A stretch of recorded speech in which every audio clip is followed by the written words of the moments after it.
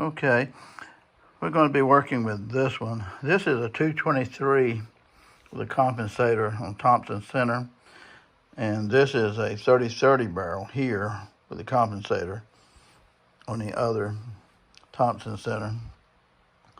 This one works fine. This one has the brass sticking on it when you shoot it on the 223, which I've read that's a problem sometimes with 223s.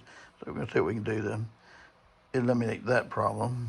Anyway, one of the problems that happens, and I've seen it on forums, that if you shoot the 223 very much, then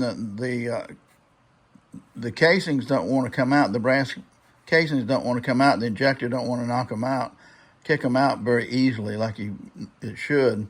I have a 3030 barrel, and that pops them out like a 22 rimfire. I mean, it's no problem. Something about the 223, I'm not sure. But one, I would say make sure it's not a 5.56 round. Make sure it's a 223 if you're having a problem. Second thing is, sometimes people will take a wire brush like from a cleaning kit and put it on a drill and just ream it out right here. Make sure that this is clean right here in the chamber. And this one kept giving me an issue, so I sent it to Thompson Contender, which I think is Smith & Wesson now. They take care of that.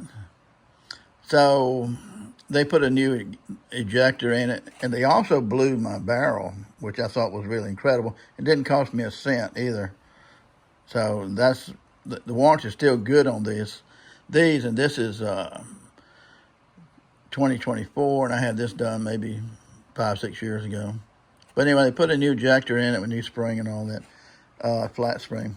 So the problem is, too, is that don't use Russian ammo. Russian ammo has steel casing instead of brass.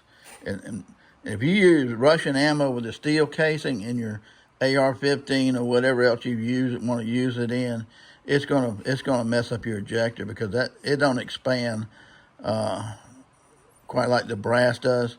Or it does expand, but it doesn't retract. It's just so strong, so stiff.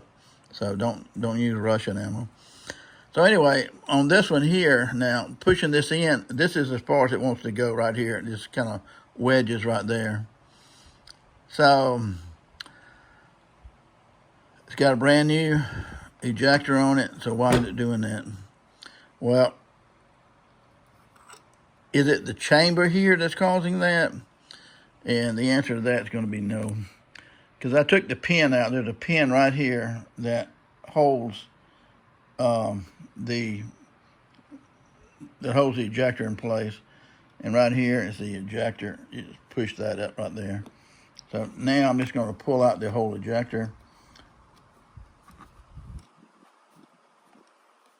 Yeah, it's falling down.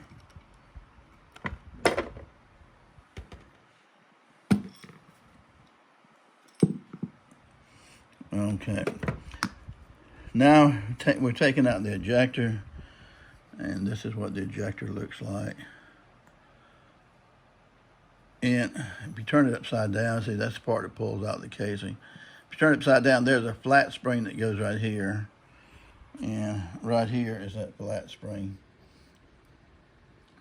Curved edge goes up to push it up. So it's a problem, the chamber here. So here's the 223. And you see it just falls right in there. And it falls right. I can wiggle it in there. I mean, there's, I don't know,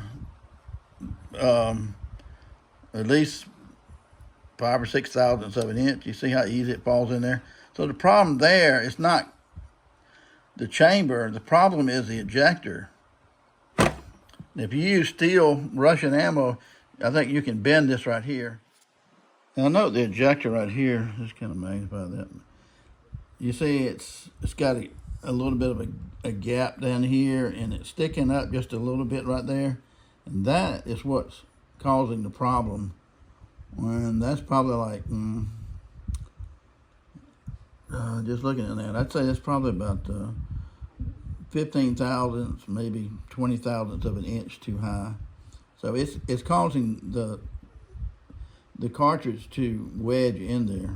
So, and I mean, I'm trying to pull this down a little bit, and so it could be bent just a tad, but I'm gonna see what I can do with it. Now I'll show you one of the things that I see that's wrong with this right here is that I took this and I set it on top of my screen on my cell phone, because the screen on my cell phone is iPhone, is flat, and this looks pretty flat, but when you look right here at the ejector part right here, the vertical part right here, it is not 100% vertical. Okay, it's not 100% vertical. So, and I mean, it's off, I don't know, 10,000, something like that, maybe. And so I bent it. I just took a pair of pliers and held this part up here with a pair of pliers and bent it downward to try to straighten this up. And I noticed that it improved a little bit on putting the 223 in. Okay, I have the ejector in here right now. So on bending this part that you see of the ejector up a little bit there, and you have to do it very carefully. It's been cured, but now our cartridge goes in that far real easy. So evidently we're on the right path right here.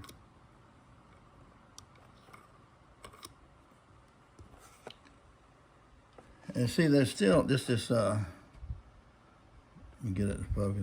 Still just this tiny little gap at the base down here. So once we get that straightened out, you got to do this ever so careful with just a little bit of strength, and just keep increasing until, over and over again, because you don't want to break it. And then if you do, you can get another one. But I think that's going to be our problem there. So that's a whole lot better. Okay, guys. Well, she's unloaded right now. But after working on this, we can see that our 223 here, put it in here, and it goes right in very easily. Close it, unlock it. Ejector's working fine. Pulls back out very easily.